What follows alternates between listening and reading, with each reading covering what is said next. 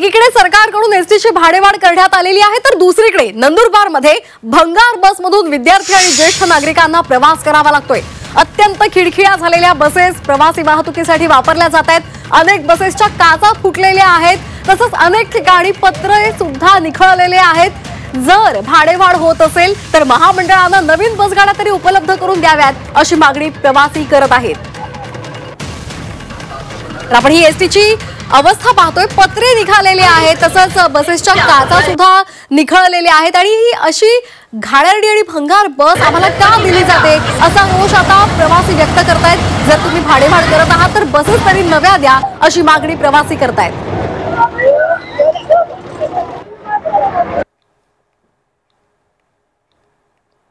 आपण ही दृश्य पाहतोय, भाडेवाढ आजपासून लागू झालेली आहे असं प्रताप सरनाईक यांनी म्हटलेलं आहे, तर अजित पवार यांनी भाडेवाढ लागू झालेली नाही असं म्हटलेलं आहे। सरकारच्या या संपूर्ण निर्णयामध्ये एकंदरीत गोंधळ पाहायला मिळतोय, तर दुसरीकडे ज्या बसगाड्या दिल्या जात आहेत त्याची अवस्था अत्यंत दयनीय आहे आणि त्यामुळे जर भाडेवाढ तुम्हाला करायची असेल तर आम्हाला किमान नव्या बसगाड्या द्या अशी मागणी प्रवासी करत आहेत।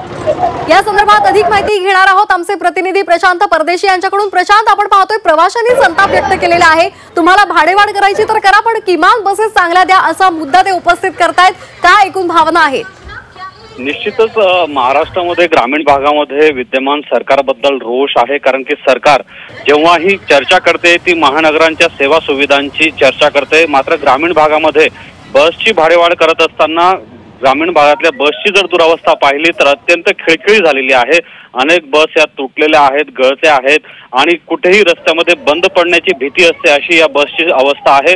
आणि एखाद्या आगारामध्ये जर 100 बस असतील तर त्याच्यातल्या बहुतांश बस या चालण्यायोग्य नाहीत किंवा त्यांची चालण्याची रस्त्यावर धावण्याची मर्यादा संपून गेलेली आहे। अशाही बस आता रस्त्यावरती दिसतात आणि अशा दुरावस्थेमध्ये भाडेवाढ ही जिव्हारी लागणारी प्रवाशांच्या प्रवासी जीव धोक्यात घालून या बसमध्ये प्रवास करतात अशी स्थिती आहे। आणि या एकंदरीत स्थितीला म्हणजे एकीकडे सरकार नव्या बस देत नाहीत आणि दुसरीकडे भाडेवाढ करते, म्हणजे आहे त्या जुन्या भंगार स्थितीत असलेल्या बसमध्ये प्रवासी प्रवास करतील आणि अतिरिक्त दर का देतील असा प्रश्न प्रवाशांचा आहे।